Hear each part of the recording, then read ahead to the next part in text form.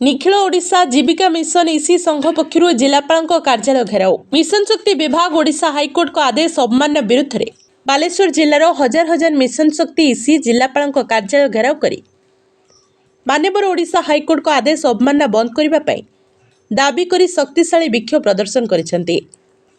एही विक्षोभ रे संघर राज्य सभापति जयंत दास, बालेश्वर जिला सभापति प्रभाती साहू, संपादक स्मारकी स्वाई, कोषाध्यक्ष मनोरमा कमिला, राज्य उपसभापति तपन सेठ, एआईटीयूसी जिला सभापति भागवत प्रतिहारी, राज्य उपसभापति गौरांग पाणिग्राही, समाजसेवी अरुण जेना, विजय कुमार सेठी, लक्ष्मीप्रिया दास, ममता राणी दास, स्नेहलता बेहेरा, शांतिलता दास, स्वर्णकांति महापात्र, सुचरिता कर प्रमुख वक्तव्य दे क्षोभ प्रकाश करने सह पुनर्गठन संपूर्ण बंद करने को दाबी करथिले।